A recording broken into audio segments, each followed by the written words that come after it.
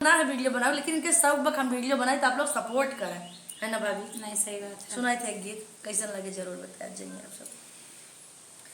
ईसैया बोला मई बहिनिया हो लैया वा बधाओ, लैया वा बधाओ। सैया बोला मैं बहिनिया हो लैया वो बधाओ, लैया वो बधाओ। जब मोरी ननदी हो बगिया में पहुँची, जब मोरी ननदी हो बगिया में पहुँची, भाऊजी जे भेजई बनरवा हो लैया वो बधाओ, लैया वो बधाओ। भाऊजी जे भेजी बनरवा हो लैया वो बधाओ, लैया वो बधाओ। भलकी हूँ भलकी हूँ भलकी हूँ ए भाऊजी, भलकी हूँ भलकी हूँ भलकी हो भलकी हूँ भाऊजी।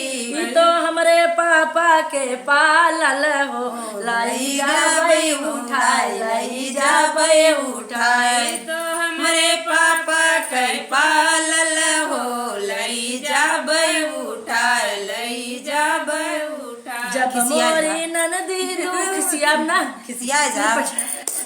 जब मोरी ननदी दुअरवा पे पहुँची, जब मोरी ननदी दुअरवा पे पहुँची, यार भाऊजी जे बंद की दरावा जावा हो लैया वा बधाओ, लैया वा बधाओ। भाऊजी बंद की दरावा दरवाजा हो लैया वो बधाओ, लैया वो बधाओ। सैया बोला वही बहिनिया हो लैया वो बधाओ, लैया वो बधाओ। भलकी हुए भौजी बंद की दरवाजावा, भलकी हुए भौजी बंद की दरवाजावा। ई तो हमरे पापा के बनावल हो एका दे बैचिराई, एका दे बैचिराई।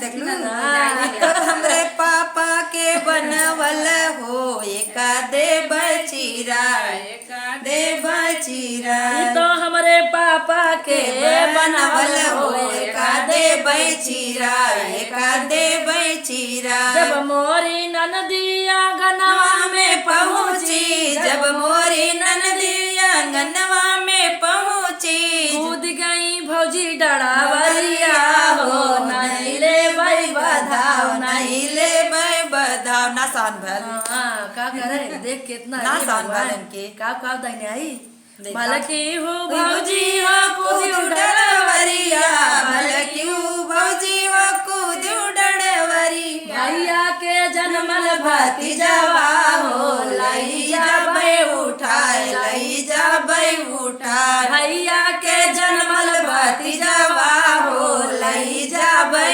उठाए, लई जाबै उठाए। हमारे दर्शकों थक चुकी हूँ, थक गई नहीं, हार गई नहीं। आप लोग सपोर्ट करना चाची के चैनल को।